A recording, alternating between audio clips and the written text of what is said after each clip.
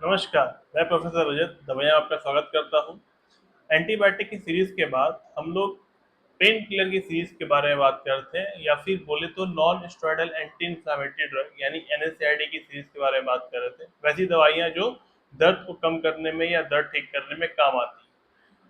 हमने एसिक्लोफेनेक की बात की थी। एसिक्लोफेनेक जब हम लोग बात कर रहे थे तो हमने कहा था कि एसिक्लोफेनेक जो होता है वो डिक्लोफेनेक से स्ट्रक्चरली रिलेटेड होता है, लेकिन उसकी पोटेंसी जो होती है वो डिक्लोफेनेक से कम होती है।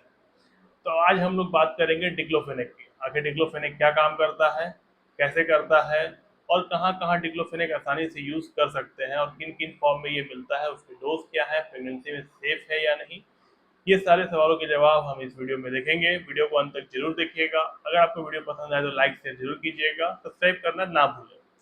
डिक्लोफेनेक की अगर बात करें तो डिक्लोफेनेक जैसे मैंने कहा पेन किलर है, एंटी इंफ्लेमेटरी स्टेरॉयडल एजेंट है या ड्रग है, एनएसएआईडी है। डिक्लोफेनेक जो है वो एक तरह से आप बोल सकते हो कि मॉडरेट पेन किलर है, ना बहुत ज्यादा हार्ड है ना कमजोर है, ये मॉडरेटली काम करता है, लेकिन इसको हम लोग आम भाषा में बोलते हैं कि हार्ड पेन किलर है। ये किसी भी तरह के दर्द में काम आ जाता है। आखिर ये काम कैसे करता है, तो जैसे डिक्लोफेनेक पार्टिकुलरली किसी एक एंजाइम के ऊपर काम करता है। डिक्लोफेनेक सिर्फ कॉक्स 2 के पे काम नहीं करता है, ये कॉक्स 1 और कॉक्स 2 यानी साइक्लोऑक्सीजिनेज 1 साइक्लोऑक्सीजिनेज 2 एंजाइम दोनों पे काम करता है। अगर कॉक्स 1 की बात करें तो क्या काम करता है कॉक्स 1, तो कॉक्स 1 भी प्रोस्टाग्लैंडिन रिलीज करता है और कॉक्स 2 भी करता है। लेकिन कॉक्स 1 का प्रोस्टाग्लैंडिन फ्रेंडली होता है ह्यूमन के लिए। ये हमारे स्टमक की जो प्रोटेक्टिव लाइनिंग होती है उसको प्रोटेक्ट करके रखता है। अब जब डिक्लोफेनेक अपना काम करता है तो ये उस प्रोस्टाग्लैंडिन को भी इनहिबिट कर देता है जो कॉक्स 1 रिलीज कर रहा है, जिससे हमारा जो स्टमक की प्रोटेक्टिव लाइनिंग है वो बिगड़ जाती है, जिससे साइड इफेक्ट देखने को मिलता है जीआई वाला, गैस्ट्रोइंटेस्टिनल वाला। अगर कॉक्स 2 वाले बात करें तो कॉक्स 2 वैसे प्रोस्टाग्लैंडिन को रिलीज करता है जो इन्फ्लामेशन यानी सूजन और पेन यानी दर्द के लिए रिस्पॉन्सिबल होता है।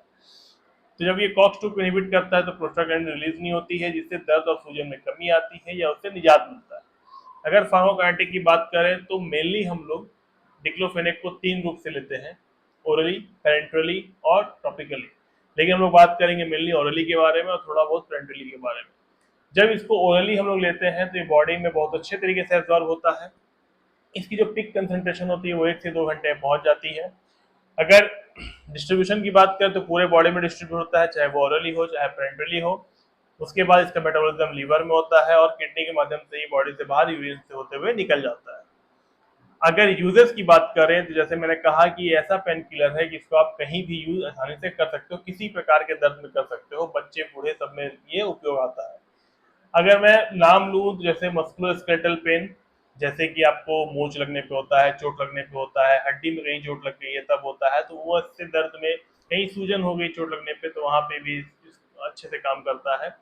इसके अलावा ये आपको ऑपरेशन के बाद जो दर्द होती है उसको कम करने के लिए, डेंटल पेन को कम करने के लिए भी अच्छे से काम करता है। माइग्रेन में इसका यूज कर सकते हैं, वहाँ दर्द से जो सर में माइग्रेन की दर्द होती है उससे निजात दिलाता है। डेंटल पेन में तो मैंने कहा कि होता है। इसके अलावा आपको ऑस्टियोआर्थराइटिस, रूमेटॉइड अर्थराइटिस, स्पॉन्डिलाइटिस, इन सब तरह के दर्द में भी इसका उपयोग हम लोग करते हैं। लेकिन जैसे आप मैंने कहा कि आपको टॉपिकली भी इसका यूज करते हैं, तो टॉपिकली वहां पे यूज करते हैं यानी क्रीम जेल में, जहाँ पे किसी व्यक्ति को चोट लगा है, जैसे पैर में चोट लग गई है, एक्सीडेंट हो गया है, मोच आ गई है, सूजन हो गया है, तो वहां पे इसका यूज करते हैं। अगर पेरेंटली की बात करें तो पेरेंटली अलग अलग जगह पे इसका यूज होता है, जैसे जो गहरा चोट है या ऑपरेशन के बाद पेरेंटली दिया जा रहा है ताकि दर्द से आराम मिल सके, कहीं बहुत ज़्यादा एक्सीडेंट होने की वजह से दर्द हो रहा है, हाथ में पैर में चोट लग गई है, हड्डी टूटने में दर्द जो होता है उससे भी इसमें देते हैं। पेरेंटली इसका और कॉमन यूज जो है, जैसे गैस किसी को बहुत ज़्यादा पेट में बनने की वजह से बहुत तेज दर्द पेट में होती है, वहाँ पर एक गैस की दवा के साथ आपको डिक्लोफेनेक इंजेक्शन भी दिया जाता है। कभी कभी स्टोन के जो दर्द होते हैं, जो अनबियरेबल होते हैं, जहाँ पे कोई गोली काम नहीं कर रही होती, वहाँ डिक्लोफेनेक इंजेक्शन देते हैं। तो इस तरह से डिक्लोफेनेक इंजेक्शन भी अलग अलग जगह पे बहुत फायदेमंद होता है। बुखार कभी कभी नहीं उतरता है तो वहाँ पे डिक्लोफेनेक इंजेक्शन बुखार उतारने में बहुत कारगर होती है। ये तो हो गई यूजर्स की बात। लेकिन अगर डोज की बात करें तो कितने डोज में इसको लेना चाहिए, तो 50 mg से 100 mg टैबलेट में आता है आपको, जिसमें दिन में 2 बार इसको ले सकते हैं। डिक्लोफेनेक का आपको सस्टेन रिच टैबलेट भी आता है जो मेनली 100 mg का होता है, उसको कोशिश करिए कि दिन में एक बार लेने का।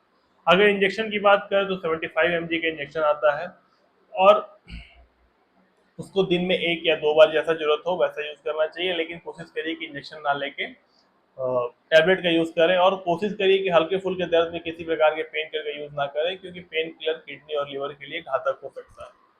लंबे समय तक यूज करने से किडनी में बहुत ज्यादा गहरा इफेक्ट पड़ता है।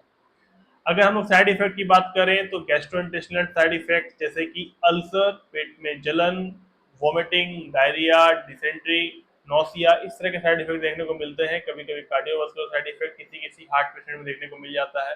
जैसा मैंने कहा कि लंबे समय तक अगर आप इसको यूज करते हो तो ये किडनी और लिवर पे अफेक्ट करता है, तो हिपेटिक और रेनल साइड इफेक्ट भी देखने को मिल जाते हैं। अगर ड्रग इंटरेक्शन की बात करें तो कुछ डायबिटिक्स दवाइयां हैं जिनके साथ ये इंटरेक्ट करता है। उसके अलावा कार्डियोवास्कुलर दवाइयां इंटरेक्ट करता है, हाइपरटेंशन वाली दवाइयां जो होती हैं उनके साथ भी ये इंटरेक्ट कर देता है। तो कोशिश करिए, इसके अलावा कॉर्टिकोस्टेरॉइड के साथ भी इंटरेक्ट कर सकता है, तो कोशिश करिए कि इन दवाओं के साथ इसको ना लें। इन दवा के साथ अगर आपको उसको लेना है तो कम से कम 2 घंटे का गैप आपको देना चाहिए। अगर मैं प्रेगनेंसी की बात करूं तो प्रेगनेंसी में ये सेफ नहीं है, सेफ नहीं माना जाता है। कोशिश करें कि अवॉइड करने का, खास करके आखिर 3 महीने में, और ब्रेस्ट फीडिंग के दौरान भी कोशिश करें कि इसको अवॉइड किया जाए। प्रेगनेंसी के दौरान में पैरासीटामोल ज़्यादा सेफ होता है, या किसी को किडनी पेशेंट है तो वहाँ पे भी डिक्लोफेनेक का उपयोग नहीं करना चाहिए, वहाँ पे भी पैरासीटामोल से काम चलाइए। कोई भी दवाई यूट्यूब वीडियो देख के आपको नहीं लेना चाहिए। हर यूट्यूब वीडियो सिर्फ आपकी इन्फॉर्मेशन के लिए होता है। हमेशा अपने डॉक्टर की सलाह या किसी हेल्थ केयर प्रोफेशनल की सलाह लेके ही किसी दवाई का उपयोग करें। उम्मीद करते हैं कि आपको ये वीडियो पसंद आया होगा, इन्फॉर्मेटिव लगा होगा। अगले वीडियो में फिर मिलेंगे, तो अपना ख्याल रखिए। जय हिंद।